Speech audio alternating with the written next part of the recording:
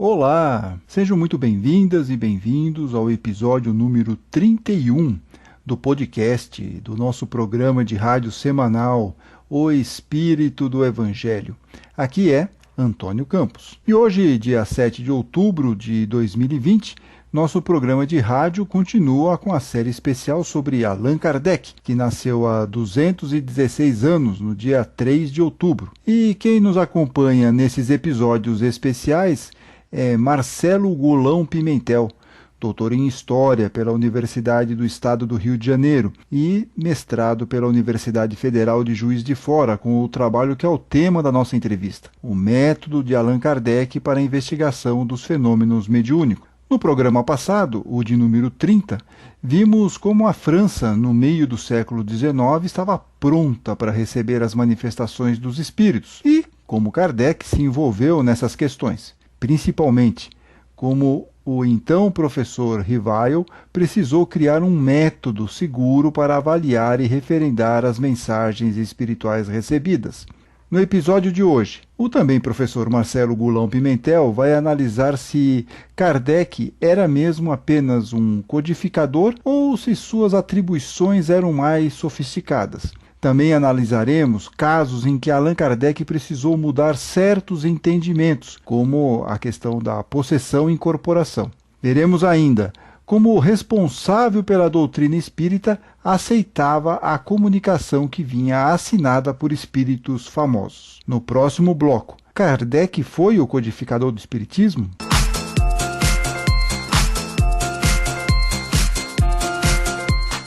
No programa anterior, vimos como Allan Kardec criou um sistema para analisar as mensagens recebidas por comunicação mediúnica, e desta análise ele separava as que seriam aceitas ou não. Diante disso, é correto afirmar que Kardec era um codificador ou era algo mais do que isso, professor Marcelo Gulão Pimentel? O termo codificador é um termo que a palavra em si ela não ajuda muito a entender quem era o Kardec. O Kardec nunca usou o nome codificador.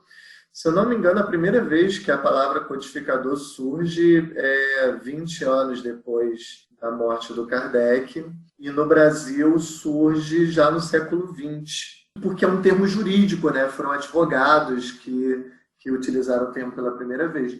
E o codificador parece uma ideia de que é uma pessoa que pegou as leis já prontas e colocou num códice, né, num livro.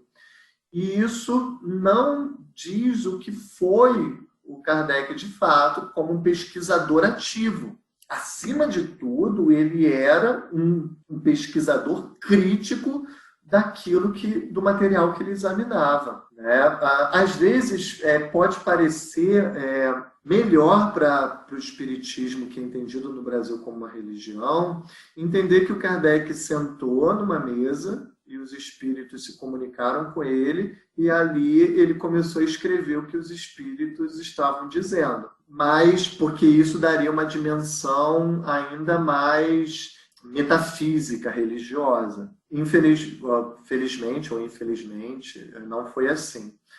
O Kardec ele tem uma participação extremamente prioritária e singular no processo de estruturação do espiritismo. Tanto é que depois da sua morte, o espiritismo começa a encontrar muitas dificuldades para se manter, porque o trabalho que ele fez não conseguiu, nenhuma pessoa conseguiu repetir, né? Colocando assim.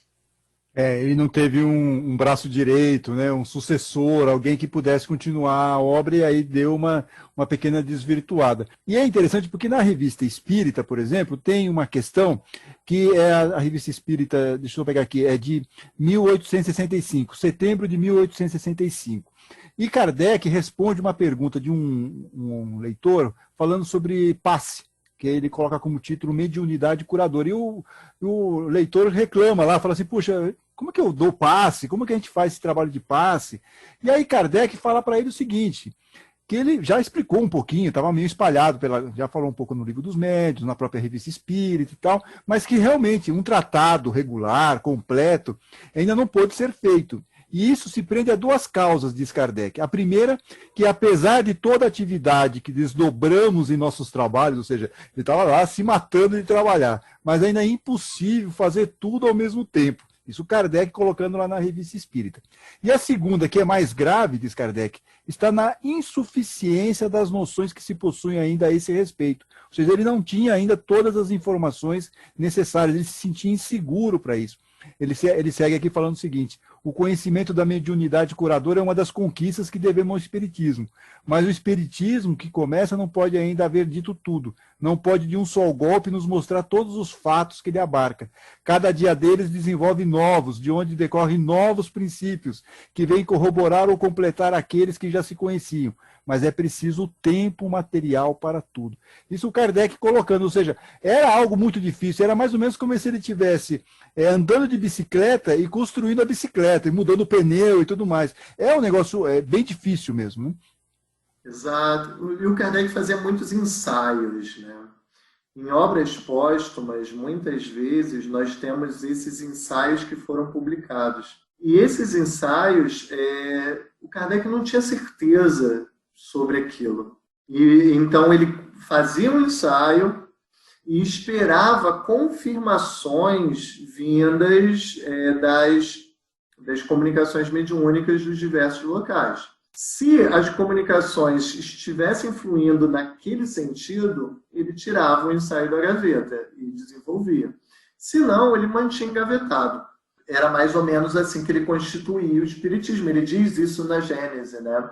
E aí ele dizia que quando um tema era muito peculiar, quando o trabalho estava muito engrenado, azeitado, parecia que as comunicações confluíam chegavam ao mesmo tempo, com o mesmo sentido, pedindo para serem publicadas.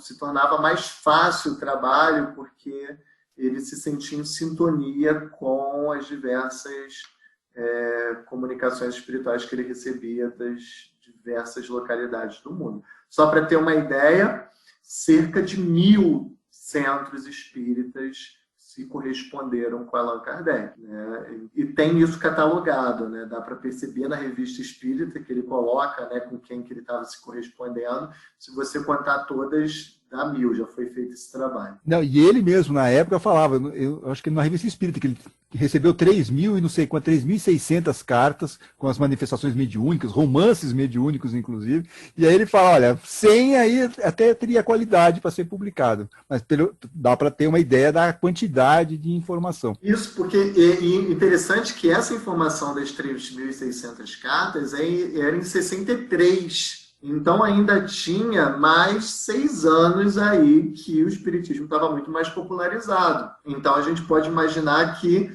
pelo menos ele recebeu o dobro dessas cartas, né? O dobro dessas 3.600, né? Vamos colocar 7.200 pelo menos, porque o Espiritismo foi aumentando a popularidade, não diminuindo. E de fato, o fato dele de só 100 serem publicáveis é interessante, porque isso na ciência se chama experiência crucial. Ou seja, quando você está investigando um fato, você está fazendo uma investigação sobre um objeto, você faz inúmeras experiências, só que você não vai publicar todas elas, apesar de todas elas terem ajudado na sua teoria. Você vai publicar a experiência crucial, que é chamada experiência crucial, que é aquela experiência que traz mais informações ao mesmo tempo, que torne mais simples a compreensão do leitor. E eu acho que era isso que o Kardec estava falando quando ele estava dizendo que só 100 cartas eram publicáveis, porque elas conseguiam reunir elementos suficientes para tornar didático aquilo que o Kardec estava ensaiando em suas teorias. E foi o que aconteceu de fato. A Revista Espírita é cercada desses exemplos. Com certeza a maioria devia ser isso, agora outros também ele chega e olha e fala, não, isso aqui não foi feito por um espírito superior, né? Ele também tem essa dificuldade, né? Na leitura ele já descartava, né? Já não é uma mensagem edificante, como diz os espíritas. Mas mesmo com todos esses cuidados, e mesmo com essas certezas que ele só publicava quando ele tinha certeza, dava umas derrapadas, né? por exemplo, no caso da possessão ou incorporação, que um espírito errante entra no corpo de um espírito encarnado. No livro dos espíritos e no livro dos médiuns, ele descarta essa possibilidade, fala que isso é impossível. Mas depois, com as andanças dele, com os estudos dele, em 1863 ele vê 2 casos de possessão, que inclusive você relata no livro, né? E está na Revista Espírita, de dezembro de 1863 e janeiro de 1864. Um é um caso até fofinho e o outro é quase um exorcismo, né? E aí ele vai remodelar isso lá no livro A Gênese. Então mostra também que, do lado científico, ele não era uma pessoa dogmática, que ele mudava de opinião a partir do momento que ele era confrontado com fatos muito objetivos. É isso? É isso. E você sabe, Antônio, que na ciência, a ciência, embora muitas vezes ela não aceite isso, quer dizer, que na prática isso não seja reconhecido, a boa ciência é aquela capaz de se refutar, ou seja, capaz de negar princípios para poder, quando esse princípio se mostra falso ou insustentável. E essa é uma característica muito forte da ciência, que foi consagrada pelo Karl Popper, né, que é o princípio da falsificabilidade. Então, a capacidade de uma ciência de poder descobrir que algum princípio dela está errado, e mesmo assim, e ela se corrigir e continuar coerente, é uma característica que a gente percebe também no Espiritismo. O Kardec, desde o início, ele coloca, desde a primeira edição do Livro dos Espíritos, ele coloca que o Espiritismo é uma filosofia racional. O que isso significava na época? Era uma filosofia aberta, que estava em construção, que poderia se corrigir. Ao contrário da filosofia hermética, que é fechada, ou seja, que ela está correta em que ela não permite se corrigir. Então, o Espiritismo permitiria correções.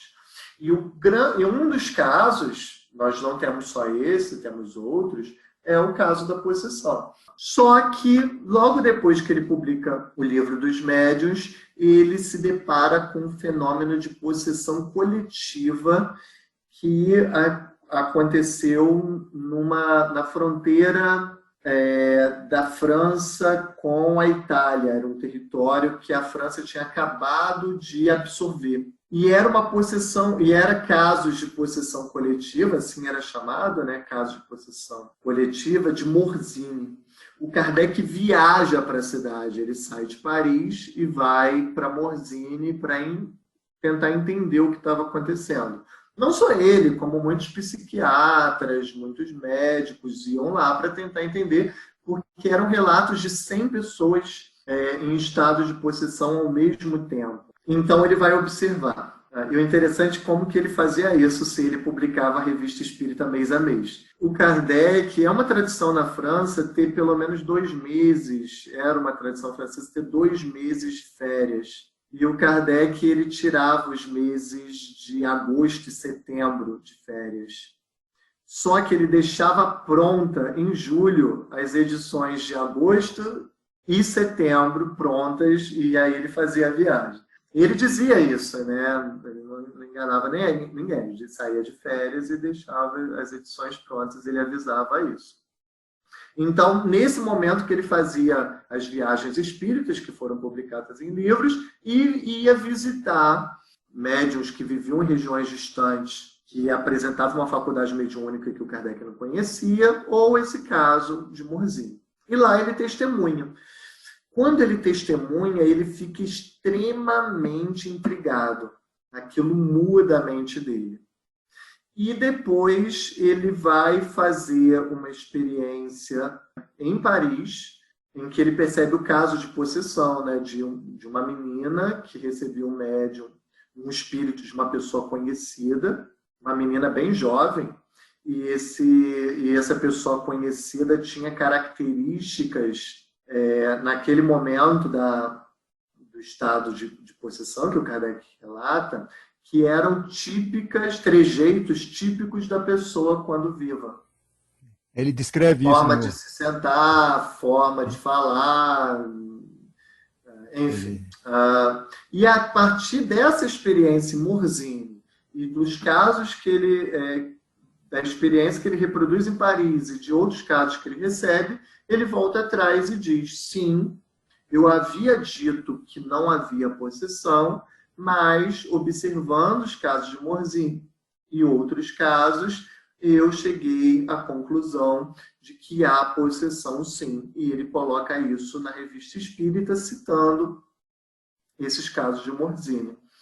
O interessante é que o Livro dos Médiuns, ele não fez essa correção no Livro dos Médiuns. E em obras póstumas, o Le Marie publica mais uma vez a sua teoria antiga, que era a mesma teoria publicada no Livro dos Médiuns, de que a possessão não existia. Então é muito comum no Espiritismo não considerar a possessão como um fenômeno espírita, de negar a possessão nos primeiros, de negar a possessão, inclusive, né?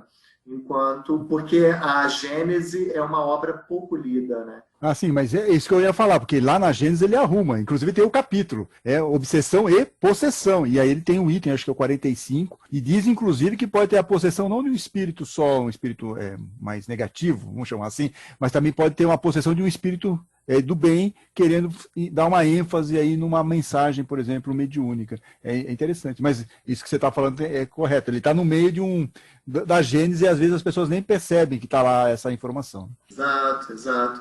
Então é interessante que ele se corrige, e ao corrigir isso, os princípios fundamentais do Espiritismo não são alterados em nada, e assim ele ia fazendo suas investigações dentro desse espírito progressivo de desenvolver uma ciência, né?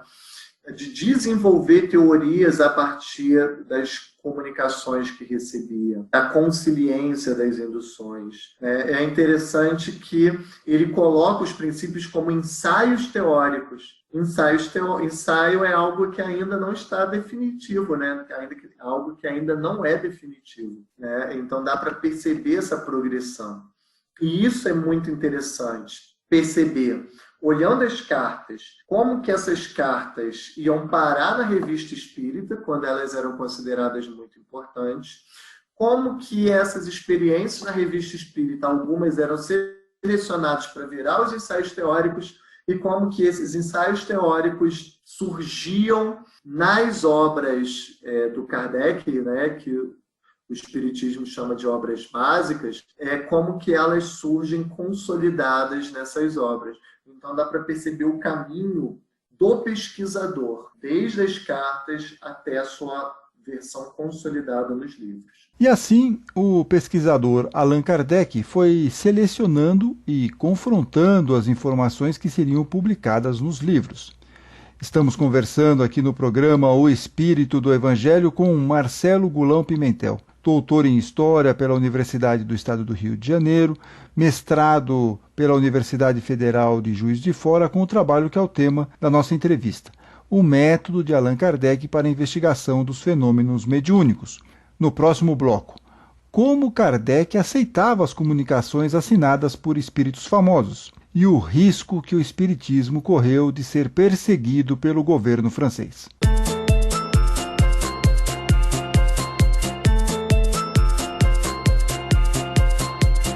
No Livro dos Espíritos e até mesmo no Livro dos Médiuns, são poucas as comunicações assinadas por espíritos famosos. No Evangelho segundo o Espiritismo, por outro lado, há várias mensagens de espíritos conhecidos, como João Evangelista, o apóstolo Paulo, Santo Agostinho, São Luís, Erasto, Hahnemann, entre outros. Dentro da lógica do método de Allan Kardec para a investigação dos fenômenos mediúnicos, como que ele aceitava essas mensagens, professor Marcelo Gulão Pimentel? O Kardec considerava que os nomes pouco importavam, né? Pouco importavam. Até porque era difícil de comprovar que aquele nome assinado era, de fato, do espírito. Mas o que importava era o conteúdo da mensagem. Mas, muitas vezes, quando o médium era confiável, quando o Kardec já tinha recebido daquele médium uma série de mensagens daquele espírito, que podia ser mais de um médium com o mesmo espírito, por exemplo, né? mas que já tinha recebido várias mensagens daquele espírito com uma linguagem muito parecida com a daquele espírito, ele permitia a assinatura dos nomes, né? Porque a linguagem, o conteúdo, tudo aquilo estava de acordo com aquele espírito quando encarnado. Então, ele permitia, mas era um resultado de uma investigação anterior que a gente pode acompanhar na Revista Espírita. Geralmente, os médiuns de um espírito são médiuns conhecidos, de um espírito importante, são médiuns conhecidos. Muitas vezes, quando o médium é um médium desconhecido, Kardec se sentia inseguro em dizer o nome daquele espírito, se o espírito era muito evoluído, por exemplo, né? Mas se fosse um espírito comum, como o espírito batedor de Bengzaberg, não tinha tanto problema. Então havia um cuidado, havia um critério, ele tinha esse cuidado. E no final ele dizia que isso não era tão importante. Então, por isso até que eu perguntei isso, porque tem essa frase dele. Mas, ao mesmo tempo, no livro, principalmente no Evangelho segundo o Espiritismo, tem todos os espíritos lá. Então, ao mesmo tempo que ele coloca que não era muito importante, mas, ao mesmo tempo, ele também valoriza essa comunicação. Por isso que eu perguntei. Para mim, fica meio, assim, esquisito. Quer dizer, ele podia fazer que nem no livro dos espíritos. Praticamente é todinho, tem perguntas e respostas, mas você não identifica quem são os espíritos, tirando um ou outro, Santo Agostinho, lá na 919, né? Tem lá um ou outro pontualmente, mas não é tanto. Mas no livro, no Evangelho segundo o Espiritismo, aí é muito mais forte essa questão da interação. E é interessante que na introdução, na primeira edição do Livro dos Espíritos, o Kardec coloca uma série de nomes de espíritos evoluídos que teriam dado comunicação a ele como se fossem avalistas do espiritismo, né? Napoleão Bonaparte, São João e por aí vai. Na segunda edição ele tira isso, então mostrando que com o passar do tempo ele vai percebendo que os nomes trariam mais um argumento de autoridade do que um argumento que deveria ser de fato, que é o conjunto da argumentação que é importante. E não o fato de ser assinado por X ou Y, que aquela mensagem se torna verdadeira. Isso é amplamente aceito na lógica, né? Na filosofia. Isso é chamado falácia da autoridade. Né? Não é porque uma pessoa importante disse que algo é correto que essa coisa é correta. Mas com o passar do tempo, ele contradiz o Erásto. Né? Ele diz que o Erásto estava errado uma comunicação. E justamente, né, professor, o Erásto, justamente esse espírito que disse lá no item 230 do Livro dos Médiuns, mais vale rejeitar 10 verdades do que admitir uma única mentira, uma única teoria falsa. Como foi esse caso entre o Erásto e Allan Kardec, professor? E isso aconteceria porque o Erásto não dominava o tema que estava sendo perguntado para ele. Então, achar que um espírito tem conhecimento de todos os conteúdos era algo que o Kardec não aceitava. Você tinha que escolher os espíritos certos para perguntar dos assuntos certos. E justo médico para falar de aeromedicina e por aí vai. Mas você estava falando que o Kardec fazia toda uma ressalva, e é verdade. Por exemplo, no Livro dos Médiuns, ele tem uma comunicação que é de Jesus. E aí ele faz toda uma explicação. Olha, pode ser coisa do médium, na sequência, né? Ele fala isso, diz também. Mas é que a mensagem era uma mensagem de um espírito muito superior. E aí ele pega essa mesma mensagem e coloca lá no Evangelho segundo o Espiritismo e coloca com a assinatura do Espírito da Verdade. Eu imagino que realmente poderia ser o Espírito de Jesus. Ele até poderia acreditar que o Espírito da Verdade fosse Jesus. Mas se ele coloca que é Jesus que está dando a informação, ia ser um rebu, né? Quer dizer, muito menos já estavam queimando o livro dele em Barcelona. Imagina se ele falasse que ele estava sendo orientado por Jesus. Você tem essa percepção também? O Kardec enfrentou muitos obstáculos e havia um medo claro, fechamento da sociedade espírita. Né?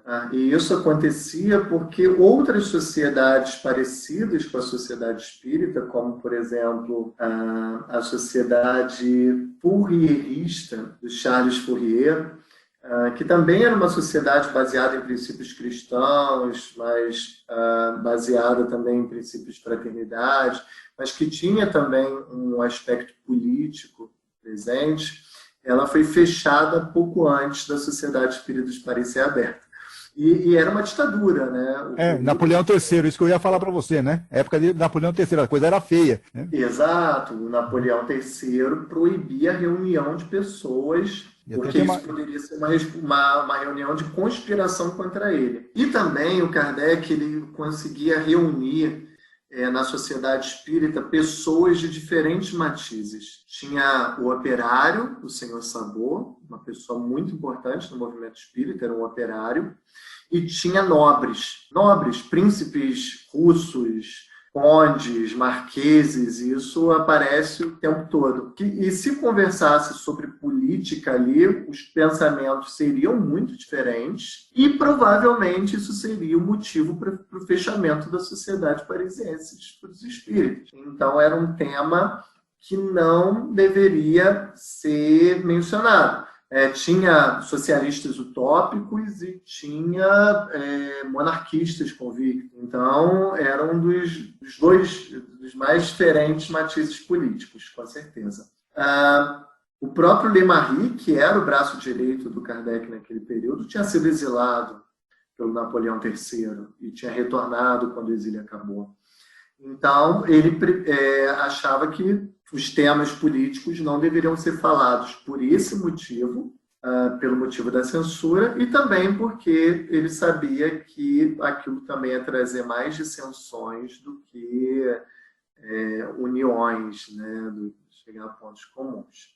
A preocupação de Kardec com as questões políticas era não criar embaraços para o desenvolvimento do espiritismo naquela época, quando a França era governada com mão de ferro por Napoleão III, que governou o país de 1848 até 1870. Tanto que Kardec alerta por 2 vezes sobre isso lá na Revista Espírita, na edição de fevereiro de 1862 e janeiro de 1864.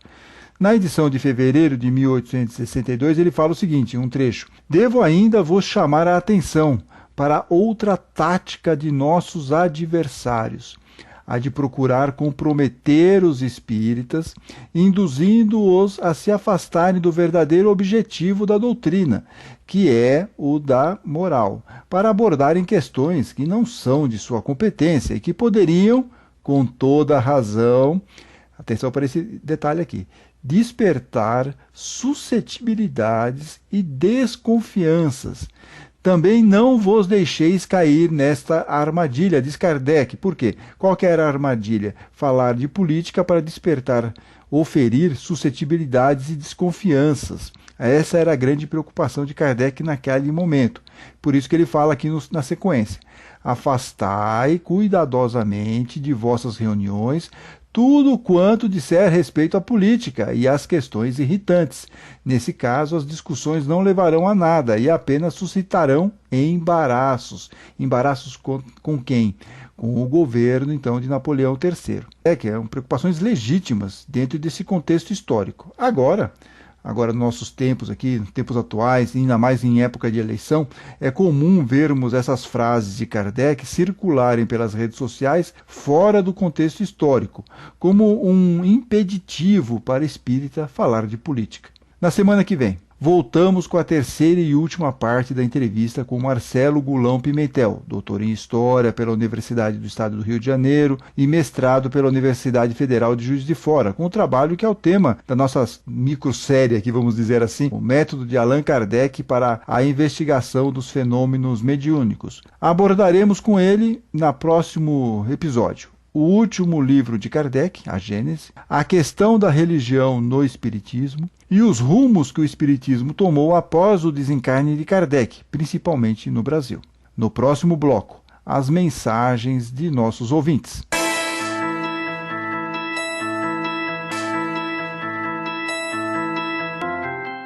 Chegamos ao último bloco, o bloco dedicado aos ouvintes.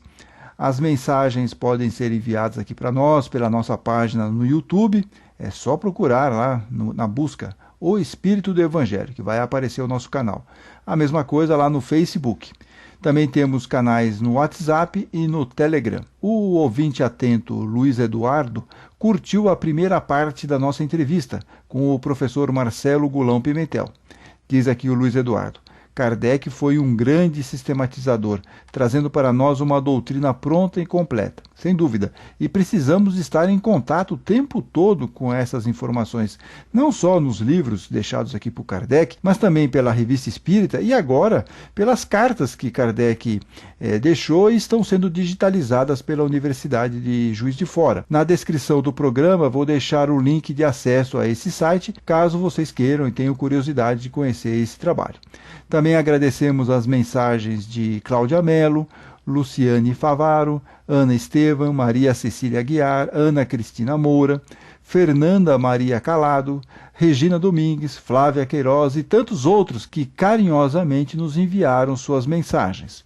Lembrando que o podcast O Espírito do Evangelho pode ser ouvido em diversas plataformas de áudio, como Spotify, Google Podcast, Apple, Castbox, Deezer, Anchor, entre outras. E os episódios também estão disponíveis no YouTube, em nosso canal O Espírito do Evangelho. Inscrevam-se nesses aplicativos para sempre receberem a notificação dos novos programas. No caso do YouTube, ativem o sininho para receberem todas as notificações, todas as novidades do canal. E também curtam e, óbvio, compartilhem aí quando gostarem. E até a semana que vem, quando teremos a terceira e última parte do programa sobre Allan Kardec. Fiquem bem, fiquem com Deus.